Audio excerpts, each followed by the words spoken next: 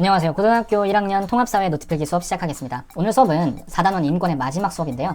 우리 3중단원에서 인권 문제와 해결 방안, 지난번에 우리나라의 인권 문제 두 가지를 살펴봤습니다. 오늘은 전 세계적으로 어떤 인권 문제들이 있는지 표로 한번 쭉 정리를 해볼 거고요. 이런 전 세계적인 인권 문제의 해결 방안을 개인적 차원과 사회적 차원으로 나누어서 살펴보도록 하겠습니다. 자, 바로 들어가겠습니다. 먼저 첫 번째 세계 인권 문제의 모습은요. 가난입니다. 빈곤 문제인데요. 빈곤 문제는 그 나라의 가난한 사람들에게 생존에 직접적인 위협이 되고요. 그리고 그뿐만 아니라 최소한의 사람이 동물과 다른 게 뭡니까? 여러 가지 면이 있지만 최소한의 뭐 집이라든가 옷이라든가 음식이라든가 인간의 존엄성이라든가 이런 최소한의 인간다운 생활을 가난 때문에 포기하게 되는 그런 문제들이 발생을 하고 있습니다.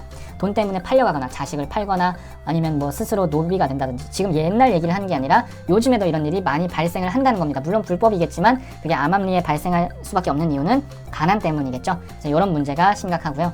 두 번째는 잦은 내전과 사막화, 이런 사막화 때문에 작물 재배가 어려워져서 식량이 부족한, 그래서 결과적으로 인간이 필요한 물과 영양소를 공급받지 못하고 굶어 죽는, 아사라는 건 굶어 죽는 걸 말하는 겁니다. 기아 문제가 또 하나의 심각한 세계적인 인권 문제의 모습입니다. 세 번째는요, 이런 빈곤과 기아를 유발하는 또 근본적인 문제 중에 하나인데요. 바로 전쟁과 분쟁 때문에 발생하는 바로 난민 문제입니다. 난민은 전쟁과 이런 것들을 피해서 이제 국가를 떠나서 도망치는 사람들인데, 이 사람들은 국가가 없기 때문에 보호받지 못합니다. 그래서 정말로 아까 말했던 막 팔려간다든지, 또는 정말 생계를 위해서 정말 힘든 일을, 정말 말 그대로 힘든 일이 아니라 정말 인간다운 삶을 보장받지 못한 그런 생활을 한다든지 하는 생존 자체가 위협이 되는 그런 상황에 놓여 있는 사람들이 바로 난민입니다. 그래서 난민 문제가 심각하고요. 그 다음 네 번째 문제는 뭐 임금, 고용, 또는 승진, 또는 국가별로 교육 기회, 이런 데서도 차이가 나고요. 그 다음에 정치 참여, 이런 모든 사회적인 면에서 남자와 여자를 차별하는 일상생활 전반의 성차별 문제입니다. 성차별 문제는 특정 국가에서 물론 이렇게 많이 있을 수도 있지만 일반적으로 전 세계에서 널리 퍼져 있는 경우도 많아요. 그래서 뭐 교육 기회가 여자아이에게는 주어지지 않는다든가, 여성들이 정치 참여를 아예 제한한다든가 하는 다양한 성차별 문제들이 전 세계에서 지금 일어나고 있습니다. 그다음 네 번째는요, 자신의 인종을 다른 사람들보다, 다른 인종보다 더 우월하다, 다른 인종이 나보다 열등하다라고 하면서 차별을 하는 태도, 그런 게 뭐냐면 바로 인종차별이죠. 그래서 인종차별 문제도 심각하고요. 인종차별에는 말과 행동, 또는 인종차별적인 표현, 여러 가지 것들이 다 포함이 되는데요. 뭐 뉴스에서 많이 보시겠지만 미국만 해도 인종차별, 흑인, 백인 인종차별 문제가 되게 심각한 걸 알 수가 있죠. 전 세계에서 나타나는 문제 중에 하나입니다. 그 다음에 15세 미만 아동에 대한 노동력 착취, 주로 가난한 개발도상국에서 어린아이들이 학교에 가지 못하고 공장에서 일을 하는데 월급도 제대로 받지 못하고 다쳐도 치료받지 못하는 이런 아동 노동 문제가 또 한쪽에서 많이 발생을 하고 있고요. 그 다음에 마지막은 이겁니다. 그 나라가 뭐 독재를 하거나 또는 여러 가지 이유로 국민의 기본적인 기본권들이 침해당하는 겁니다. 국민 기본권 침해 문제라고 해서 국가의 권력이, 독재자가 체제 유지나 전통 종교 관습, 우리는 종교가 이러니까 이렇게 해야 돼, 다양한 이유로 말도 안 되게 그 나라 국민들의 자유, 그리고 평등, 여러 가지 이런 것들, 기본권을 탄압하고 그리고 침해하는 그런 경우가 있습니다. 이런 문제, 주로 이제 독재 국가에서 주로 많이 발생을 하죠. 자, 요런 전 세계에는 정말 말로 하기도 부족할 만큼 많은 이런 인권 문제의 모습들이 나타나고 있습니다. 우리가 이걸 다 해결할 수는 없겠지만 그래도 이걸 해결하기 위해서 노력을 해야겠죠. 어떤 식으로 노력을 해야 할까 한번 알아보도록 하겠습니다.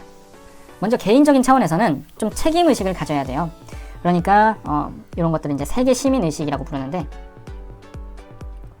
인류 전체가 하나의 공동체라고 생각을 하는 겁니다. 그래서 세계 다른 나라에서 이루어지는 인권 문제에 대해서 내 일처럼 책임의식을 가지고 행동을 하고 생각을 하고 지낸다는 겁니다. 아동 노동 문제를 예로 들면 뭐 파키스탄이나 정말 가난한 개발도상국에서는 아이들이 학교에 가지 못하고 축구공을 많이 만든다고 해요. 주로 선진국의 나이키, 아디다스 이런 유명 스포츠 업체들이 개발도상국의 임금이 싸고 또 아이들의 노동력은 더 싸기 때문에 그런 데서 축구공을 만드는데, 그 축구공이 우리나라에 들어와서 내가 이걸 쓰게 되면서 내가 이 축구공을 만들기 위한 아이들의 그런 노동력이 얼마나 착취됐을까, 여기에 어떻게 이 문제를 해결할 수 있을까라고 하는 책임의식을 가지고 이런 문제를 해결하기 위한 인식을 가져야 한다는 겁니다. 그런 게 바로 세계시민의식이고요. 실질적으로 여러 가지 문제를 해결하기 위해서는 개인적 차원보다 사회적인 국가연합의 그런 사회적 전체의 해결 노력이 필요한데요. 예를 들면 국제연합이나 비정부기구 같은 곳에서 그런 문제들을 지원해주는 경우가 있습니다. 국제사면위원회 라는 곳이 있고요. 그 다음에 뭐 국경 없는 의사회, 자, 요런 공식 비공식 기구에서 요런 문제들을 해결하기 위해서 노력을 하고 있습니다. 국경 없는 의사회는 뭐 어떤 다양한 정치, 인종, 지역 요런 걸 다 떠나서 전 세계 모든 사람이 의료 혜택을 받을 수 있도록 노력하는 그런 단체죠. 자, 요런 식으로 비정부 기구 같은 그런 곳의 지원을 통해서 문제를 해결할 수도 있고요.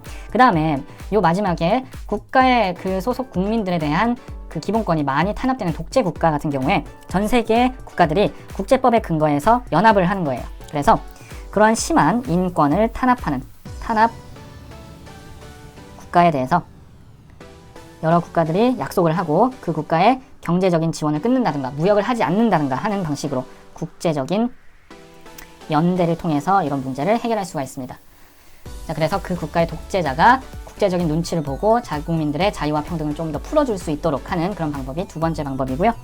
세 번째는 실상을 알아야지 우리가 문제를 해결할 수 있겠죠. 얼마나 정말 심각하고 어디가 심각한지 이런 인권 침해 문제들에 대해서 그런 것들을 이제 구체적인 수치로 발표를 하는 겁니다. 그런 걸 인권 지수라고 하는데요.